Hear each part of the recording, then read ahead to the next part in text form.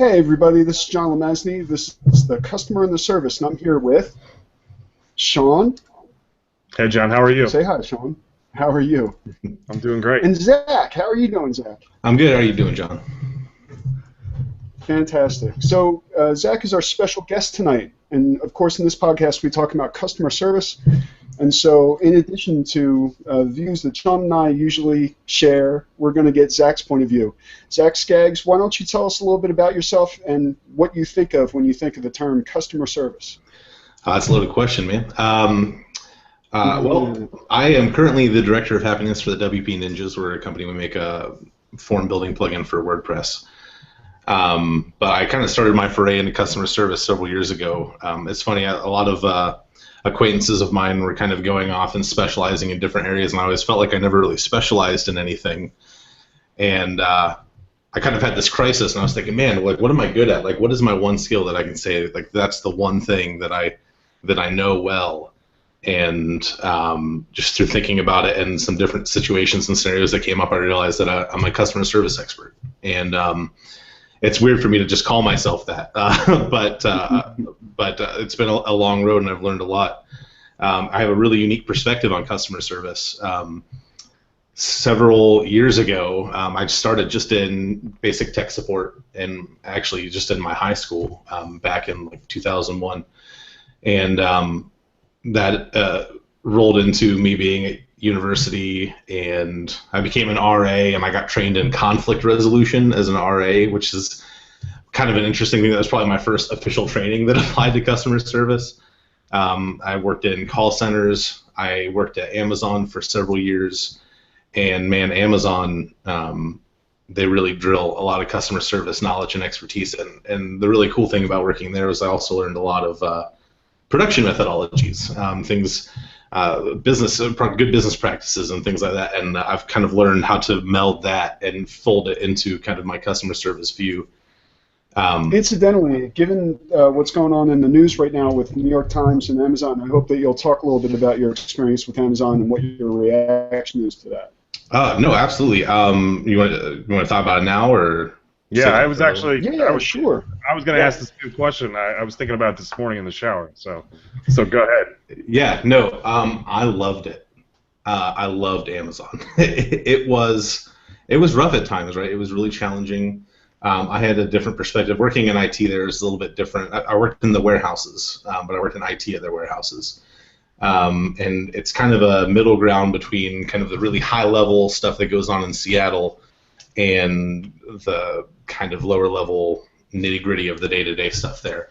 But I loved it. It was intense. I started in Chattanooga, and then I got moved to actually their busiest warehouse at the time in Indiana as a technical support engineer. And it's crazy. It's the kind of atmosphere that some people really thrive in, and then it burns other people out. And I think that's why it gets a lot of negative press, because I think the people that it burns out especially are more inclined to talk about that. But it was definitely very intense. There are definitely times, especially around holidays, where we're working 60-hour weeks, and it's rough. It's a little crazy. 60-hour week at Amazon is a 12-hour day in the warehouses. You work 5 12-hour days. So I mean, it was crazy, but I learned so much about customer service. I don't know if you're familiar with the Amazon leadership principles. I am. Yeah, they are phenomenal, and leadership really is graded on all of those. Like when we did our annual review, I would have to grade myself according to all 14 principles, and then my manager would do the same, and then we would compare notes. Did you get the opportunity to do it back, like a 360 review? Yes, actually, and that was encouraged. A lot of things about Amazon, a lot of people think when they think of Amazon, especially in the warehouses in my area, because they have 2 of them, they kind of think of just the warehouse drone, that you're just kind of a robot and you just go and do everything they want you to do. But and sometimes that's the case because that's needed. But one of Amazon's leadership principles is actually disagree and commit. It was part of my job description, but part of my annual review was how often did I disagree with my boss and put my foot down about how I thought we should do something instead. that feedback is very valued all through the company. There's so many opportunities for employees to pass feedback up the chain, and that's one of the ways like I would review my boss on those same principles. Now he wouldn't grade himself, and then I compare with him. He would do that, with his supervisor. But yeah, I mean, it was really, really intense sometimes. I remember on Black Friday, one of the computer systems went down in our building, and it was the database that drove all of our conveyor belts. And we had a bunch of employees just sitting around doing nothing on Black Friday, and it got really intense, and the pressure's on, and you're talking, you're calling vendors, and you're dealing with people, and your GM's breathing down your neck, and you got to stay until it's fixed, and stuff like that happens. But I loved it. Like, I thrived in that. I know a lot of other people that I work with that were really put through the ringer, and they were really stressed out, and a lot of them felt almost broken to an extent, especially when big projects came through. But I never really heard anybody that I was there, even at the high levels that are getting talked about in these articles, say that they just hated it. I think for the most part, it's a really great place to work. That's good to hear. I mean, through my research on Amazon that I've done is, I've had a close friend of mine who's been up for multiple high-level jobs out at the at headquarters in Seattle, and so I was curious about what it would be like to work for Amazon, and through my research, I've never encountered sort of the negativity that we've been reading about recently at the level that you're speaking to. In that kind of regional, maybe even a subsidiary level of Amazon. All the negativity and complaints and stuff that I've found in my research has always kind of been applied to the headquarters, working in headquarters in Seattle, back at the mothership, so to speak. So maybe being removed from the aura of Bezos helps you out a little bit. And that's possible. A lot of the people that I did work with worked out of Seattle, but they might have even still been removed a little bit from that, because I worked a lot with our networking teams and development teams. And I definitely know some of them felt the pressure, but I never heard anything as negative as what is coming out now. But it's definitely possible that I just wasn't exposed to a lot of that. Hey, Zach, I have a question about your experience in Amazon. Do you feel like you felt empowered by the company? Do you feel like you had agency to act on your own? Yes, actually. And it was strange because for me at the time, that was one of the first jobs I ever felt that way. And so it was actually difficult for me to get into that mentality of, I can make decisions now. Yeah, having ownership is unique. Right, and it's again one of the Amazon leadership principles is to take ownership of things. And the day kind of came where I just realized, hey, I need to be the decision maker. Business is on the line right now. Customers are waiting. I can't get a hold of someone, especially. It's time to just go. We're just going to go with it. And that is an attitude that is rewarded at Amazon. Another leadership principle is bias for action. And that's saying, hey, you know what? You might not necessarily do the right thing, but bias on the side of action. Do something generally. So yeah, one of my favorite stories about working at Amazon is I worked very briefly at Volkswagen right before I started working at Amazon. And my first day at Volkswagen, I was sat down and I was told, hey, while you're working here, you might see some processes that you think can be improved upon, but just keep your mouth shut about it, because you'll eventually find out there's a reason we do things the way that we do them. Ooh. And that was a big red flag for me right off the bat. My first day at Amazon, which was about, it was a couple months after my first day at Volkswagen. My first day at Amazon, I was asked what I thought about some new IT processes that they were passing in the building. And I said, I'm new. I don't even know what processes you're talking about. I don't know what the current processes are. I don't know. And they said, but you worked in IT before. How well do you think this would work here? And so it was crazy to me on day one, I get to have input into how that warehouse is going to run when every other job I'd ever had actively discouraged that. So. Right, and I'm sure that Sean and I have talked about the most dangerous phrase in the English language, which is, this is the way we've always done it. Yep. And companies that are able to look at a process and give somebody new eyes, with somebody who has new eyes, the opportunity to say, well, but have you thought about this? It's like a great opportunity to find out that something needs to be changed early on. Yeah, absolutely, and that's one of my core philosophies of customer service too. It's one of the things.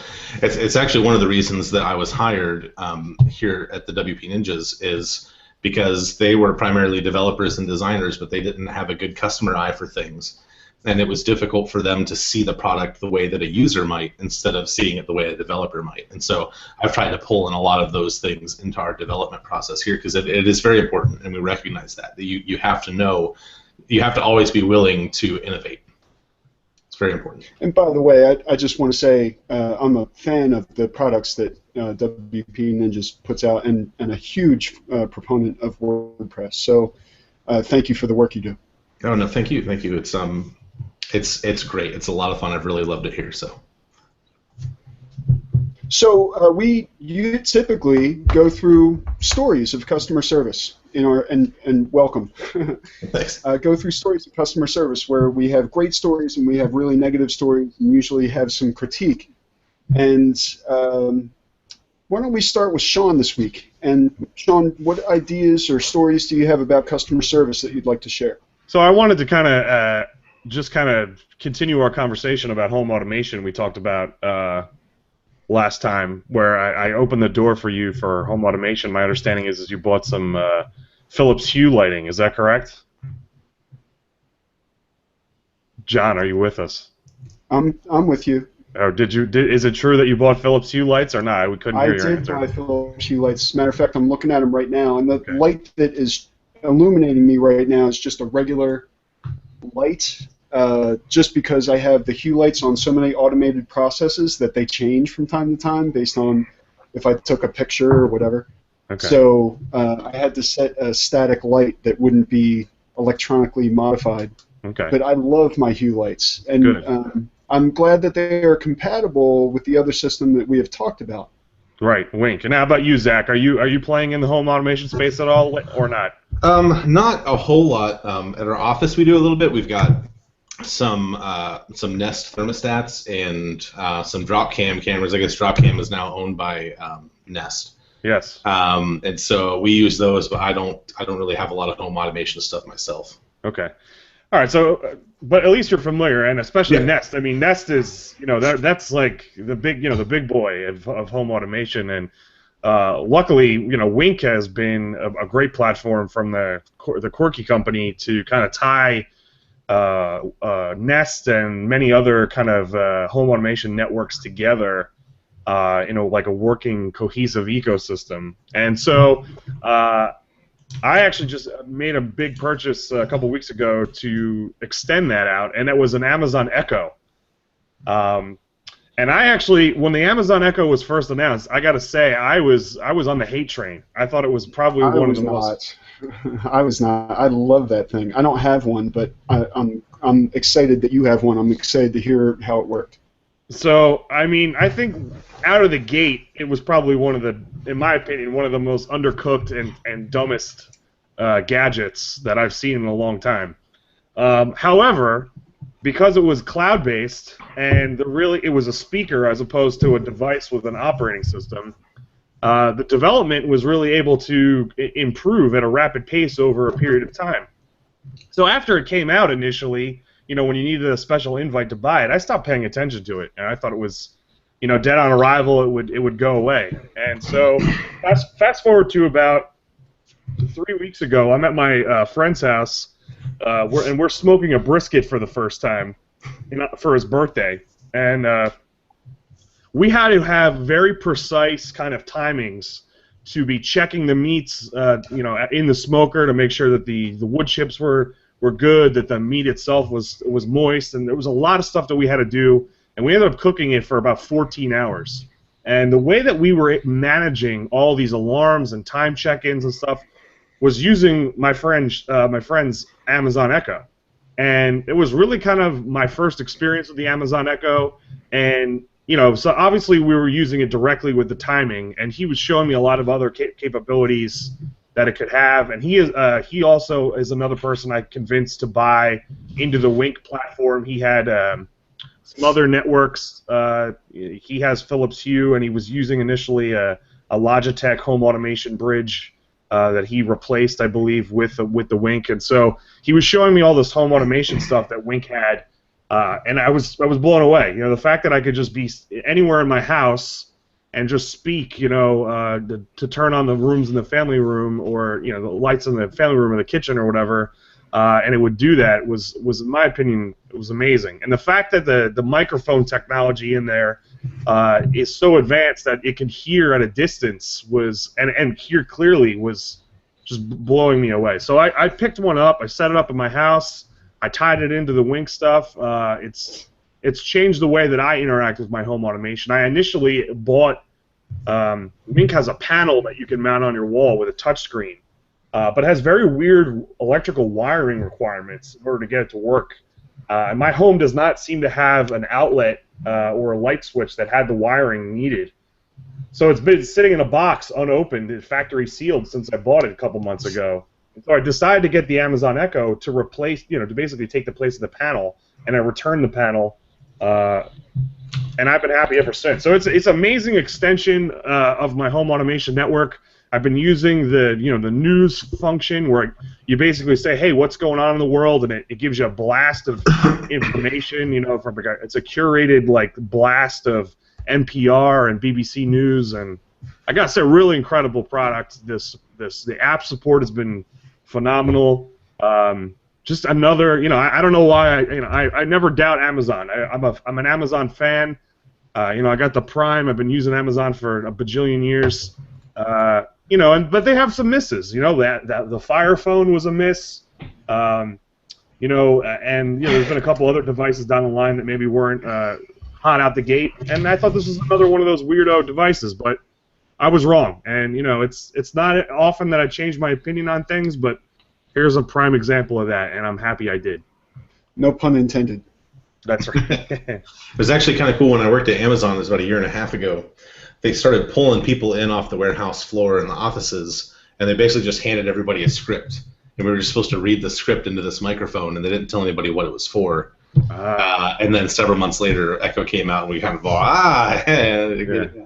It still has that. I don't know if you've had a chance to see it, Zach, but when there's a mobile app for iPhone and Android that ties into it that basically manages the Echo for you, and there's actually a portion of the app where they want to improve. You can improve the voice recognition of your voice and how you pronounce words and such like that. And it's literally like you're reading scripts. And I went through just one round of it, and it probably took me about 5 or 10 minutes to do one round.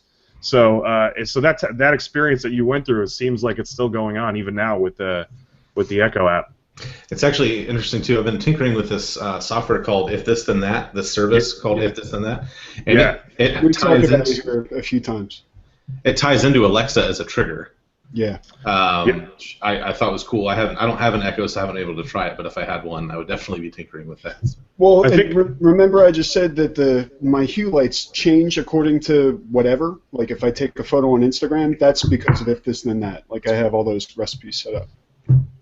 Yeah, I think there's also some Wink If This Then That compatibility too. There are. It's in there for sure. Yeah. So Zach, it sounds like you got your foot in the door. It's time for you to pull the trigger on maybe getting a Wink Hub or something else, or maybe a light bulb or two. Yeah, it might be. I would think about getting a Nest just because I think it'd save me so much money. I have an old house that's old and drafty, and I think the Nest alone would probably save me enough money to start actually investing more into home automation stuff. But yeah, I mean that's a good. I gotta say, to be honest, just to go off topic for a second and talk about that for a second.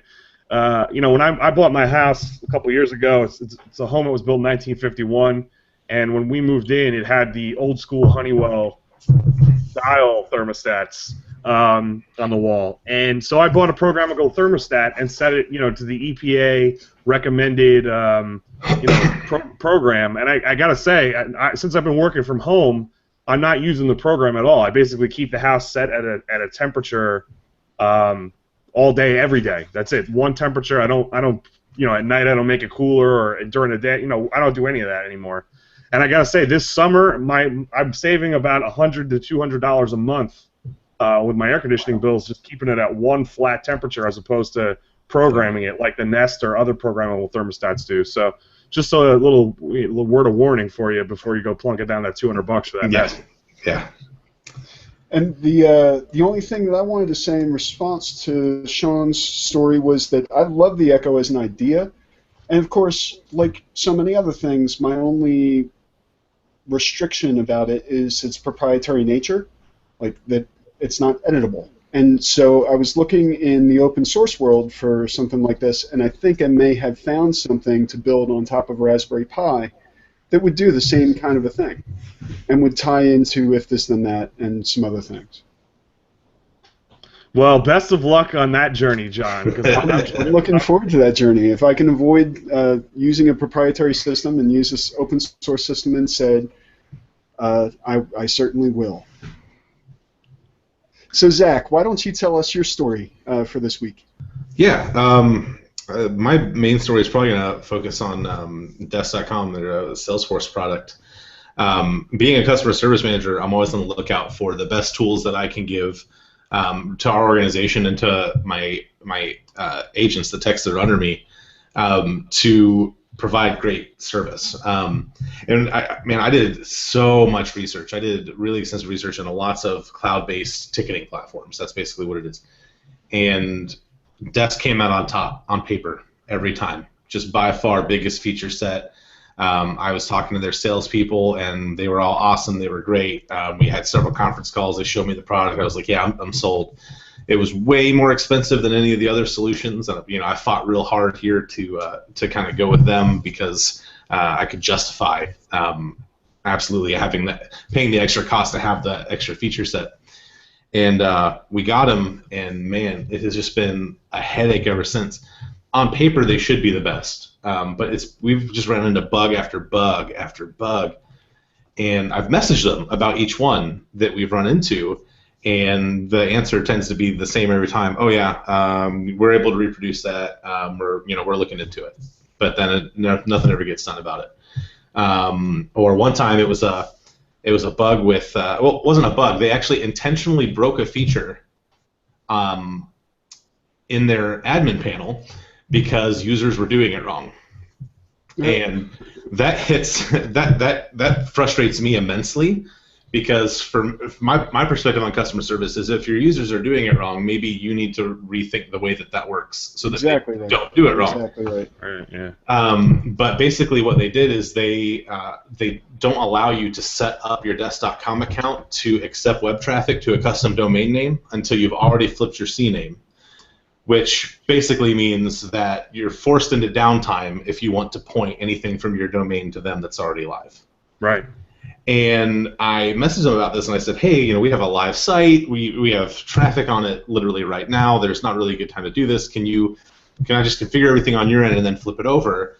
And they told me no. And they told me no because so many people did it wrong that they just got a lot of support requests for it. So they just intentionally broke the feature that allows you to do it. So basically just for people who don't know what they're doing. And it was immensely frustrating, But that's consistently the kind of interactions that I would have with them. And I did a lot of complaining, and one of the things that they did that was good, I said, hey, look, I know a lot about ticket tracking systems. I've used a lot in my time. I know how these features probably should work. I said, if do you have any way for customers to give you feedback on how to potentially improve the product? And they didn't, but they did do several conference calls with me, and they started putting like higher and higher level people on the calls, which was great. It was awesome. But I started to realize it was more a facade of customer service than actual customer service, because yes, they were making me feel heard, but it became obvious that I was only they were only trying to placate me. They weren't trying to actually improve anything. Does that make sense? Yeah, that's crazy. For example, our CEO was using was using Desk, and he was answering an email interview, right? Because it's all basically just manages email interactions if you really just want to boil it down. And he spent about an hour and a half typing it out, and then their autosave feature deleted everything that he had done. Wow. And that's a regular thing, happens every day with me and my agents. We're typing out a really long thought-out reply to a customer, bam, gone. Wow. And in one of these calls, I mentioned it, and their lead developer was on the call, and he said, "Oh man, I'm really sorry to hear that happened to you. That's been a known bug for a while, and I thought we fixed it." And I was like, I can assure you that it's not fixed. And he said, well, I'm going to look into that right away, and we're going to get that taken care of. It happened to me again this morning, and that was 3 weeks ago. Oh, no. So it's just, they're working really hard to kind of have that facade of customer service and let me know that I'm being heard, but the actual product, the actual issues that I'm having aren't being resolved, and that's forcing me to look for an alternative. But man, I tell you what, on paper they really are the best. Like if their features work the way that they said that they would work, I mean, they wouldn't even have nothing could even come close to them. But I'm going to have to go with kind of almost a less worthy service because the features that they do have aren't working. Just really basic stuff, Absolutely. But yeah, it's been a headache. I know it's kind of specific to my use case. I don't know if a lot of people can relate to that, but man. It's been a difficult journey with them over the last couple months. I think that's the interesting thing about customer services. Even if you don't necessarily understand the details of what's going on and why it's not great customer service or why it is great customer service, the attention to detail or the attention and effort put towards coming up with a solution is where customer service has that common, laying down mulch, or we're talking about changing the domain on a website. Yeah, that's true, and that's true. But yeah, it's they give the appearance of caring, but when the things aren't actually getting changed or fixed, it becomes kind of obvious where their priorities are, if that makes sense. So it's been kind of my biggest frustration with them. And then I mentioned earlier the post office.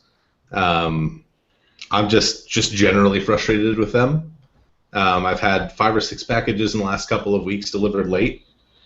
The most frustrating thing was I had some diapers that were due to be delivered, and at 5:30 a.m. I got a message from Amazon that there was a delivery attempt and that I was not there, and so I was not there to sign for these diapers that I've never had to sign before, and so they didn't deliver them. But I was actually awake at that time, and nobody came, and it was 5:30 a.m.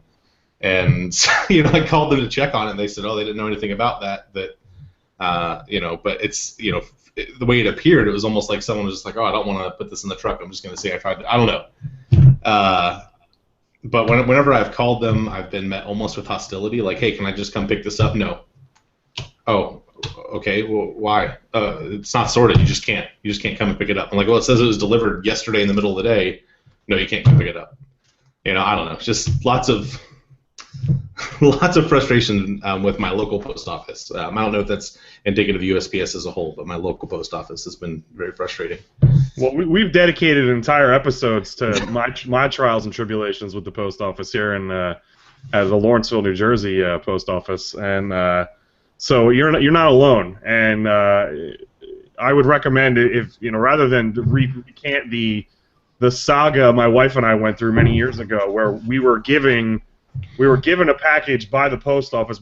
I picked a package up at the post office, and we were given the wrong package in a major error by my post office. I strongly recommend you check out that episode, because it is a story so wild that you would almost think I made it up. But yeah, I mean, I totally sympathize with that, because I'm somebody, I run a side business out of my home where I sell used video games, so I rely on shipping and receiving all the time. Whether it's UPS or FedEx, but my primary shipment method is really USPS. I use Priority Mail exclusively because, one, you get free shipping materials from the website, so I don't have to pay for boxes, and two, the rates are pretty favorable. But anytime, FedEx, UPS, they try to deliver a package and they miss you, you can still get that package that night. Do you mean you just gotta wait until the truck is back to the house? You call them up, you get it, no problem. In Postal Service, it's like anything that you want to do outside of their bounds, it takes an extra day. And like today, I'm expecting a record I got from Germany, and because it's coming like Deutsche Post or whatever, it's considered registered mail, which means I have to sign for it. And I know for a fact, I'm home now. I work at home every day. I'm home. So I know when the mail comes, I hear the truck, and I know for a fact that the letter carrier did not want to get out of the truck and knock on my door today. So I got the pink slip in the mailbox saying they couldn't deliver it, and now I got to wait a day before they'll try and redeliver. It's such a systemic. They don't care. They're in debt. They don't. The people are government workers. They're lazy. I'm sure there are people out there that are incredible. I think we just lost John. But here he comes. And but that's not the case. It's not the case. And I don't know. And you wonder why they're in the situation that they're in, because they just don't seem to care. Or they'll charge you extra to go beyond their bounds. They have the Intercept service now that costs you like $14 for them to not put it on the truck. Oh, I haven't even seen that. Yeah, that's what I had to end up doing with one of the packages. They said that there was just absolutely no way they couldn't sort it, couldn't find it, and I came back to work actually, and I did the UPS Intercept to make sure they didn't put it on the truck the next morning, and I went and picked it up, but they charged me like $15 to do that. But it was the only way I could make sure I got my package in the morning, So, yeah. But I agree. It's like there's just a very distinct lack of caring, I guess, about the problems of their customers. So right, and that's another thing that I don't like about dealing with them either is from a customer service perspective. Anytime you need to call them, like let's say like you have an issue that you need to have resolved only by your local office. Right. You still got to call that national 800 number, and then they'll like redirect you to your local office after like 3 transfers. And it's like, well, where's just the number of my local post office so I can just call? But that doesn't exist anymore, and it's horrible. It's absolutely horrible. Well, I must have got lucky because our post offices still have a local number. Oh, well, you are. I guess you are lucky. It didn't help, but that number still exists at least. Good. Yeah. I'm happy to hear that. Just if I could go back a second, Zach, to your story about your incident management system. That's an issue that I actually have a lot of intimate knowledge with because, and John, I think, could comment to this too to some degree. When him and I were at Rider University many years ago, the last project that I worked on before I left Rider was we were in the process of selecting an incident management system to replace our homegrown ticketing system that we had for years. Right. And I was part of a delegation that was tasked with finding a solution. We had narrowed it down to 2. One was Remedy's Service Desk Express. That's what we use at Amazon. Okay, and then the other one we looked at was Parature, which is now I understand is owned by Microsoft. And Service Desk Express was what we ultimately went with, and I had to go to World Trade Center for 2 weeks, every day for 2 weeks, to be certified in Service Desk Express administration. They won't even install it or implement it until there is at least one person that is certified at the organization that's buying it. So as a customer, you can't even get it unless you have a certified person. And John, I'm sure you remember sitting in those open meetings in the library where there was minutes taken, and people were allowed to sit in the periphery of the meetings, but not allowed to contribute.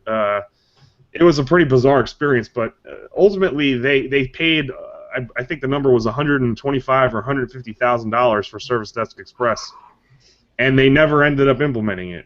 They ended up outsourcing their after-hours help desk to a company called Presidium, which ended up getting bought by Blackboard. And Presidium, once you bought in with Presidium, you got free access to Parature, ironically. So our university ended up becoming a Parature house, and my understanding is it still is.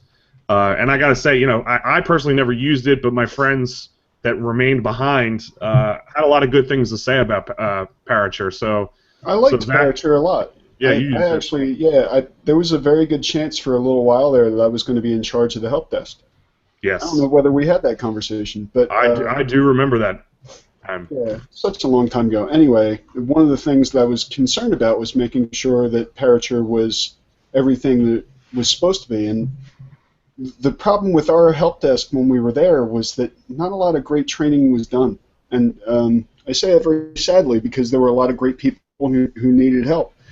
And I think that if I had had that opportunity, I might have been able to turn that around a little bit. Yeah. So Zach, when you go back to the drawing board, you might want to take a look at Parature. It's another cloud-based solution, and I think I think Microsoft, like I said, owns it now, and hopefully they still sell it.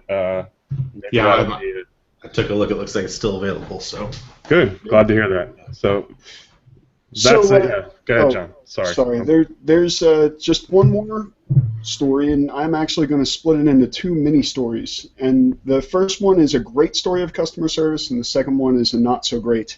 Matter of fact, I think I'll start with the not so great. I do a lot of consulting, and sometimes I do corporate consulting, but much more often I'm working with individuals. And sometimes those individuals just need help with computers and related electronics. And in this case, I have one client who's like 80 years old, and she has trouble just like using a tablet. And so I get together with her from time to time to go over like how to check her email or whatever. But she had been paying for a phone for months, a Jitterbug, right? One of those little like... Oh man, that's amazing. Yeah, it is amazing. And so anyway,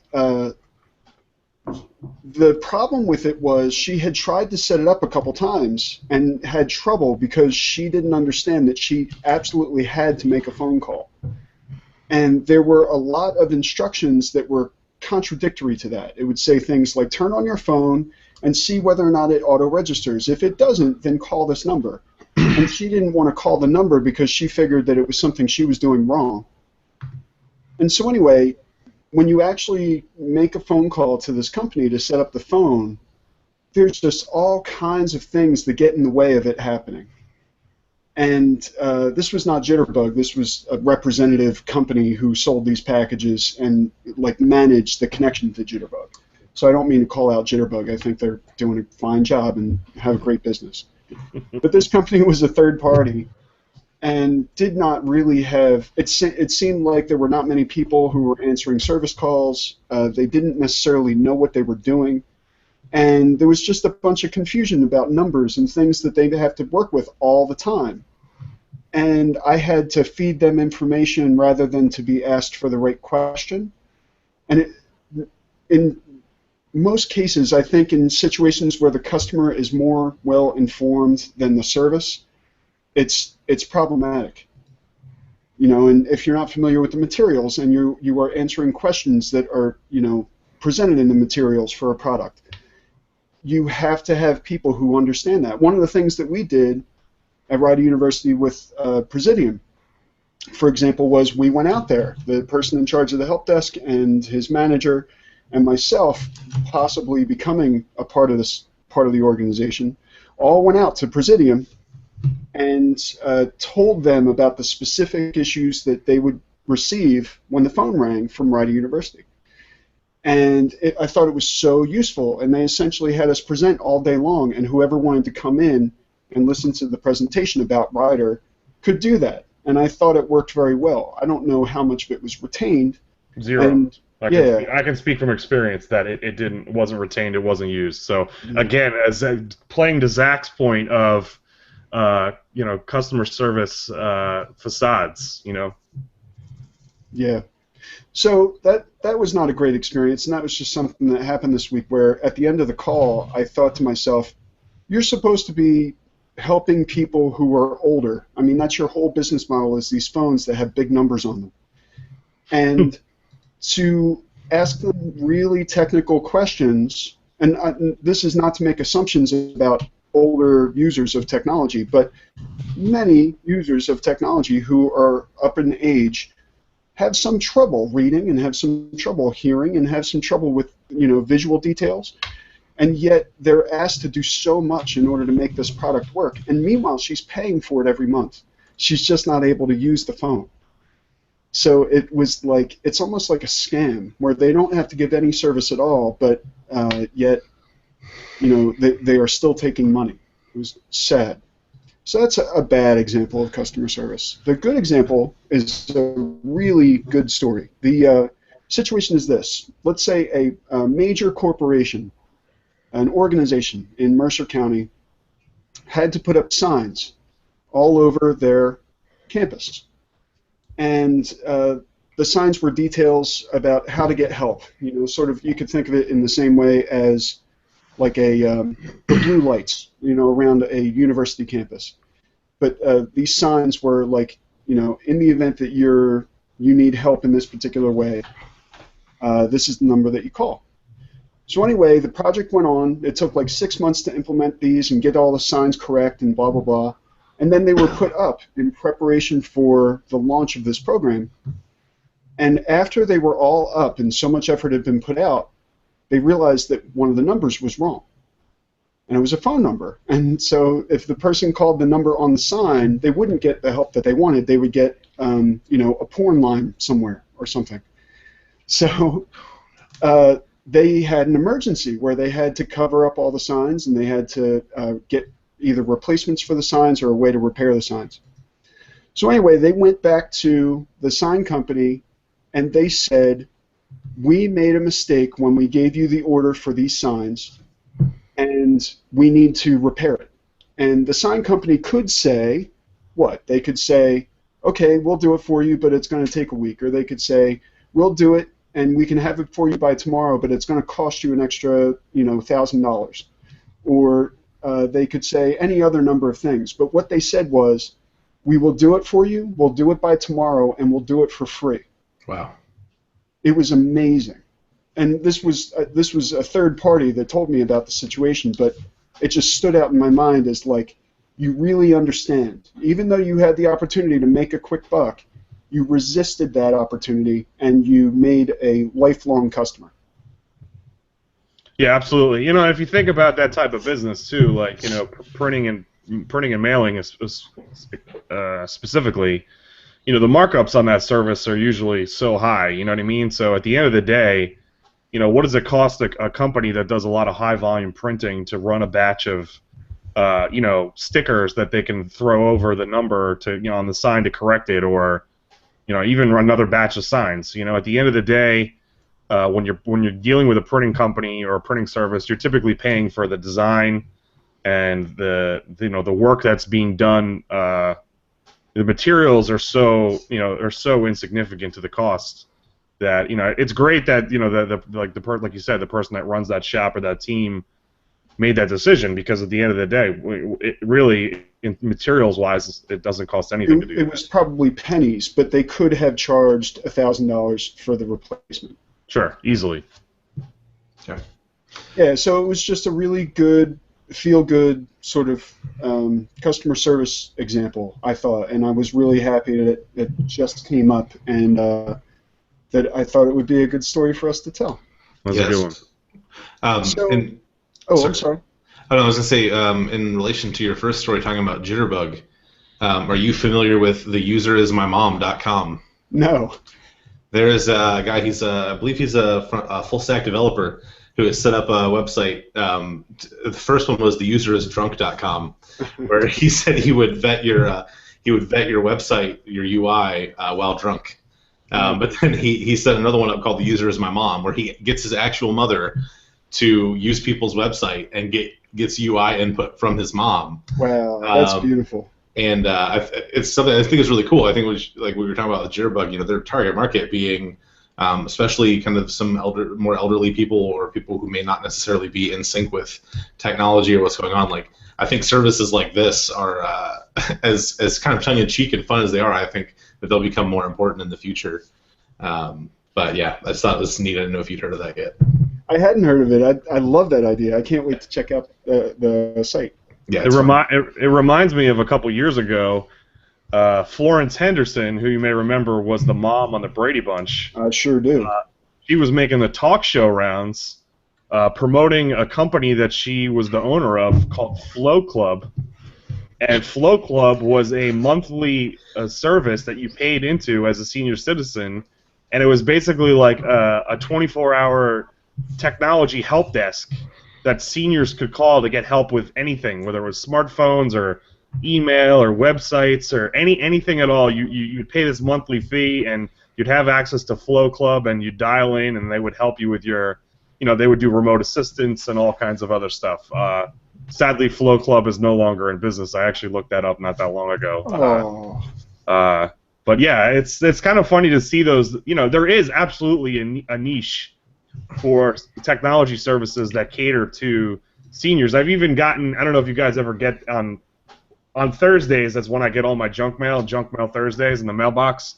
And, you know, you get those, like, Valpak coupon envelopes and stuff. I remember I opened one up not that long ago, and there was a special touch-screen computer that was powered by Android. Some company bought these, like, 12-inch or 15-inch touch screens that were Android tablets, more or less, that were in the shape of a monitor, and they put, like, a custom Android skin on Android, and it was basically like a simplistic, idiot-proof, like, here's your web browser, here's your email interface for seniors, and it was large and high contrast, and I was, like, blown away. And of course, they were charging like $600 for it, and I was just like, this is ridiculous.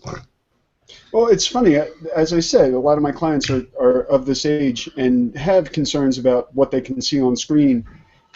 And somebody said to me, you know, I would need to get a tablet, but like when I look at them, everything's so small. And I said, well, that's editable, you know, and I guess that's kind of my importance, going all the way back to this idea of the flexibility of the Echo versus the flexibility of something built in Raspberry Pi. Is like, if I don't like what the Echo does, what do I do?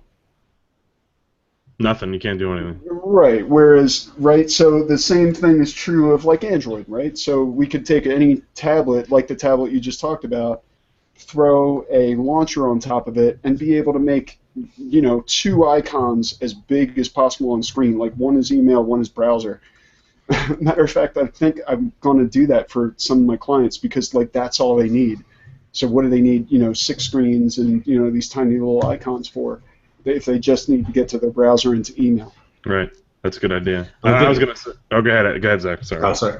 I'm a big advocate of Chromebooks for that target market also. Me too. I've recommended a great deal of Chromebooks to some of my friends, family members who are kind of elderly, and that's all they need is that basic browser function. Yeah, and I'm a huge fan of Chromebooks. Sean, how do you feel about Chromebooks? It's funny you should ask me that because my sister and I just had a bitch fest about Chromebooks this weekend, and it was really great. My sister is a elementary school teacher, and her school is a Google school, and the two of us just wailed on how we both feel Chromebooks are pointless and useless. I feel as though Chromebooks had their time in the sun, so to speak, kind of in that era when the netbook died, and we were in need of low cost, good on battery life laptops.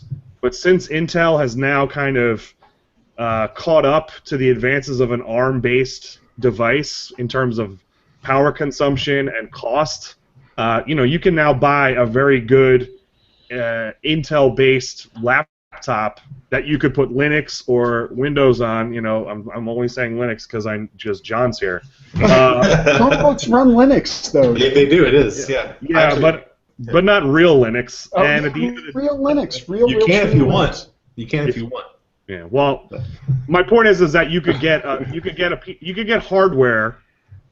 Like for right now, you could go to the Microsoft store and buy an HP Stream for like $240, and the hardware in that laptop is going to be better than anything that's in a Chromebook. Heck, you could use that and put Chrome OS on it, and it would be better than any Chromebook that you would get for that price. I'm not saying that you shouldn't. I'm saying that in addition to that, you know, a Chromebook is good for what it is, which is just a Chromebook.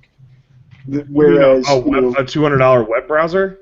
It does, yeah. Well, it's a $200 web browser, but it's better than a traditional laptop because it's harder to break, it's harder to mess up, it's harder to steal, it's harder to. I mean, somebody can steal it, but they haven't stolen anything because all of my stuff is not on that machine. Yeah, well, that's changing with Windows, my friend. So. Stop. With Windows, I mean, listen, it's just as easy now to put all your stuff in the cloud with Windows 8 and Windows 10 than it's ever been. So, cloud. Solutions, but it's like if I wanted to run Windows anything, I would have difficulty doing it on low-powered hardware or for free. Wrong. Absolutely wrong. Okay. Windows 10, the I guess, is doing well Windows 10 Developer Edition is interesting, but I have not seen it yet. Well, I've been hearing nothing but great things from people that are big Raspberry Pi enthusiasts. There's also, the Minnow? The Minnow is another Are you familiar with that one, John? There's a whole bunch of them. Yeah, that's also supported by that. So, but nothing but good things. I strongly recommend you check it out. I will. I'll have to install Windows 10 Developer Edition. So that, I think, brings us to the end of the episode. I want to take this opportunity to thank all of you who are taking the time to watch and listen.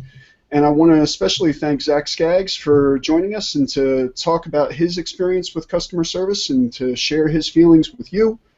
And as always, I want to help to thank Sean for the great job that he does in this podcast. So hey, before are you? I don't know. Are you in a rush, John? Are you trying to? You have an appointment? I have about 13% left on my battery. All right. Well, I wanted to just ask Zach a couple questions about. Oh, good.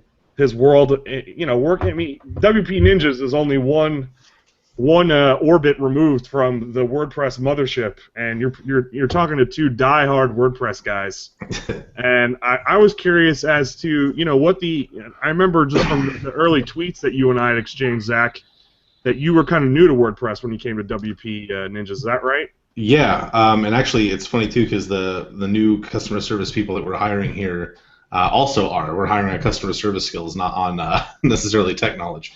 So I wanted to learn, what you've been doing to kind of bone up on WordPress, and how are your thoughts on the platform? Because it's not every day that John and I really get to talk to somebody who is a new power user, so to speak, of WordPress. Right. Man, there's a lot there. There's a lot of things I really like, and then there's a lot of things that worry me about the platform going forward. Oh, I would love to hear that. Yeah. I think it's great. I think it's really going in the right direction as far as usability goes. I've worked on some people's sites who haven't updated since like 3.0, and I'm like, oh man, like it's come so far, But there are some things, in some ways, I think they're kind of getting away from some of their original design philosophies. We talk a lot about one of their philosophies being make decisions, not options. As one of the core design philosophies for WordPress. In some recent releases, they've duplicated features and added new. I know there's a lot of drama, for example, over the menu options being moved to the customizer. Oh yeah. There's a lot of drama. How the new post dialog is often pushing you towards their new design, which I think is like so childish and like lacks power. Yeah, I'm not crazy about some of the forceful decisions they're making right now. Yeah, and some other things, general WordPress ecosystem, period, I guess, that are concerning. For me, for example, obviously I make my livelihood now on a WordPress product working here. So if WordPress sinks, we all sink, And Matt Mullenweg is, very much kind of against the paid plugin model. Yeah. And so that's kind of concerning. Some things have happened recently, with the acquisition of WooCommerce by Automattic. I didn't know that. WooCommerce was purchased by Automattic? WooThemes too, the whole lock, stock, and barrel. Yeah. Wow. So when we see stuff like that, it's a little bit concerning. Again, these are just my opinions, not necessarily our companies or anything. But that that kind of worries me a little bit because Automattic has so much control over WordPress core. They already, if you look at the plugins directory, right at the front, they have their featured plugins that have never changed in the last several years and are all Automattic plugins, or Hello Dolly or something like that, So there's some things that kind of worry me, kind of in that vein. But overall, I think it's a great platform. I'm learning more and more as I'm kind of expanding my skill set, and learning a little bit of development stuff, like how powerful it really is under the hood. There are a lot of people who believe, that it's the solution to, everything you would ever want to do, even remotely related to a CMS, and I don't know if that's the case. It's the hammer to all nails sometimes. Yeah, and it could be. I guess technically you could make it do all of those things if you wanted to, but it doesn't necessarily mean it's the right tool. Yeah. Yeah, it's not always the right choice. Well, as somebody who is a firm who's fought those arguments that WordPress is a blogging platform and not a CMS, I can say that I would strongly disagree, and I used it at Princeton as our departmental CMS, where we ran three websites in a WordPress network, powered, self-hosted, the whole nine, and went under the hood, tied it into our LDAP system. I mean, I've done insane things with WordPress, and a colleague of John and I's by the name of Ron Fitzwater has done even more insane things with his WordPress networks, and it is the be-all, it is the end-all. I still think there's a stigma attached to WordPress that it is a blogging platform, and in 2015, if you're still thinking that, I don't know, there's something wrong with you. You obviously don't know enough about WordPress. We've actually talked to a lot of people that are coming back to WordPress. Who maybe several years ago they worked, they tried to use it for a client project or something, and it just was not at all what they needed. And at a lot of the WordCamps that we've been to over the summer, we've run into a lot of people who are like, yeah, I tried it out again, and a lot's changed, and it's really is usable now. And yeah, so there's definitely. I mean, I think it's 23% of the internet right now. Yeah. Wow, I have not stayed on top of statistics ever with WordPress, so that's amazing to hear. I didn't realize that. Yeah, it's a really big chunk. I feel like it's an easy choice for most of my clients who want to do web development because it's easy enough to figure out if you know how to write an email. You know what I mean? Like if you can get somebody to the post dialog, that they understand what a subject line is, they understand what a body is, and they understand what send means. So it's like you can get into the details of SEO and get into the details of metadata, and you should. But at the first meeting of this system, they can make a post in a few minutes, and like that's beautiful for free. Yeah, and I've actually a lady that I go to church with. I've been working on a website with her, and she very elderly. She's around 78. And she had been sending me a lot of emails back and forth, asking me to make just really minor changes. And then all of a sudden I got this email where she was so excited because she figured out how to log in, and she made the change on her own. And I gave her no direction on how to do that. She just found it and made the change, and she was so excited. I was really impressed too, But just to your point, yeah, it's very friendly. It's very easy for people to jump in and do what they need to do. Yeah. Well, I'm glad to hear about your challenges and I don't know. Sometimes I feel like I'm so. It's not every day that I would say a religious zealot for a certain platform, but I definitely am when it comes to WordPress. So I think I'm not as open to see the kind of cracks in the facade. And listen, the paid model thing. That I haven't stayed on top of the politics with WordPress, and I'm not intimately knowledgeable about the different disputes and battles going on, but the fact that Mullenweg and WordPress is against the paid theme and paid plugin model is not a surprise to me. But at the same time, it's disheartening because some of the I was a WooThemes customer for years when I used to do consulting, and I would design organizations' websites for pay. WooThemes was there to bail me out. I mean, they had amazing designs, and a lot of their paid plugins were good. And WP Ninjas, the stuff that the products that they have are phenomenal. I used to use your form to plug in on one or two implementations back in the day. So to hear that there's a bias against that ecosystem, that paid for ecosystem is a little upsetting. And if I ever had an opportunity to speak to Mullenweg, I would say, bro, let everybody have a taste. You know what I mean? It's great to be the king, but it's nice to have some knights and sirs at your table too. Yeah, and that's my concern. I think there's a lot of really good developers. I'm not one of them, but I think there's a lot of really good developers in the WordPress community who are becoming concerned. And maybe to me they're what makes up the community. They're what makes WordPress such a powerful platform. Right. And I think if their support ever gets lost, I think if anything happens to really alienate them, that's when I think it would really be downhill pretty quickly for WordPress at that point. So I would agree. I mean, look at I don't know what your knowledge is about the history of blogging platforms, but Movable Type. Back in the early 2000s, late 90s, was, I would strongly, if you're not familiar with Movable Type, check out the history of that because it's a phenomenal story. They were like the de facto blogging platform, and it was similar, like they were kind of an open source thing, and then they went to this like closed sourced paid for model, and it destroyed. Like they overnight lost all their market share and domination in the marketplace. And I don't even. We had a movable type server at Princeton when I started in like 2008, 2009. They still had it, and then it was shut down. And I couldn't even believe that anybody even had them anymore. I'm sure there are people out there that still have it. I'm sure it's like WordPerfect, it is something you could still buy. But who uses it, I don't know. Right. But yeah, I would, like I said, you bring up good concerns, and I would recommend if you're interested to read about Movable Type and the trials and tribulations they went through, because it was another phenomenal platform that people loved and supported, and it was great. And then, like I said, overnight they made these business decisions, and then they lost all their goodwill, and the platform went away. And WordPress, that could be WordPress.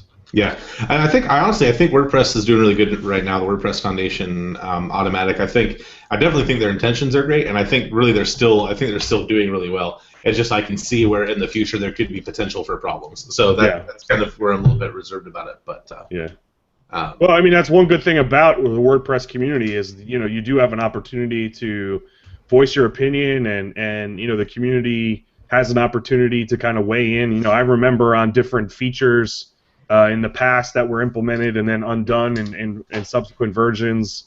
So I think there is an opportunity for you to be heard on that platform at the very least. WordPress.com is their closed, paid-for version, and they can do the changes that they want there, and a lot of times they kind of make the changes in the .org version, the self-hosted version, because it's easier for them. But they've undone some of that stuff after enough people complain. So maybe one day it'll be a lot not that much of a concern as it is today.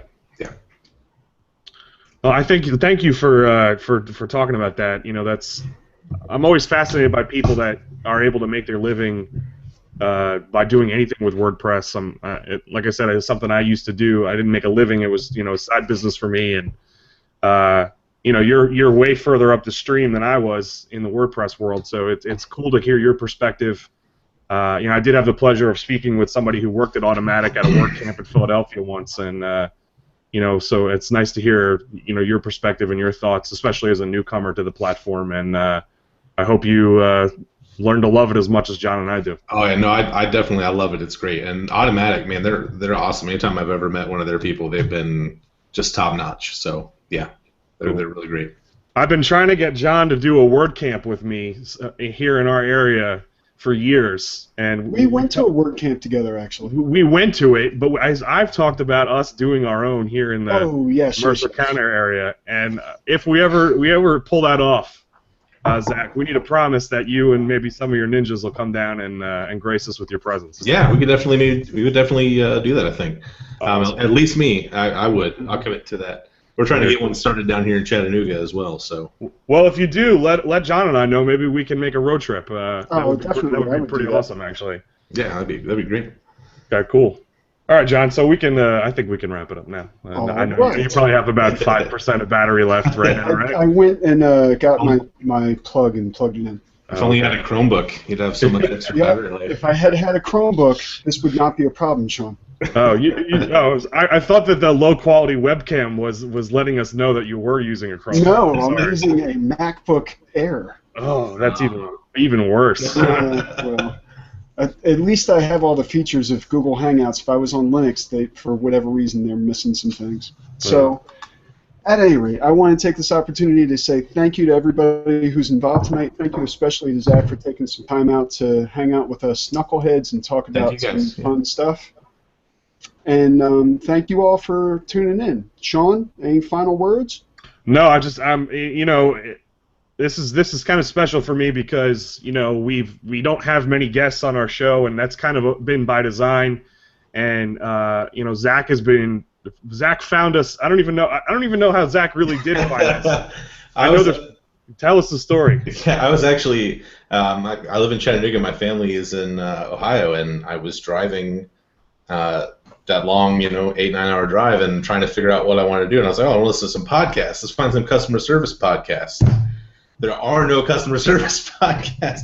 The closest thing I found was was some guy promoting his book. He basically read like the first paragraph of every chapter of his book and called it a customer service podcast. But then I saw the customer in the service. I was like, well, maybe that's a customer service podcast. I'll try it. And started listening to it. And no, I loved it. It was great. I love hearing the stories of good and bad customer service you guys have had, because it helps me to think through, as someone who provides customer service. It gives me good reminders, kind of on things. But yeah, it was totally just by accident. I was looking for a customer service podcast, and you guys are it. So sweet. That's awesome. I was so happy to hear that. Yeah, and it's, a lot of times when we do this show, I mean, it could just be literally John and I, and nobody listening, and it wouldn't change my enthusiasm for it, because it's an opportunity for John and I to get together and talk about things that we're really passionate about. But the fact that you found us was like a really great reminder that the internet is an amazing place, and people can stumble upon the work that you do on the internet. And so I'm so grateful that you found us, and that you even reached out to us was. I mean, I remember that day that you tweeted at me, and I was like, "What is going on?" So, again, thank you for listening, and I know you've spread the word, and it's really awesome to have a guy like you in our family, so to speak. So, I hope this is the first of many conversations that we can have. Oh yeah, I hope so too. That'd be awesome. And thank you guys for creating this. Thanks. All right. Well, I hope you all have a great night, and we'll be back soon. I'm sure, probably a month or so. Yeah. And thanks so much for tuning in. See you all later. All right, see you. Thanks again, Zach. Yeah, Thanks, thank you guys. Bye.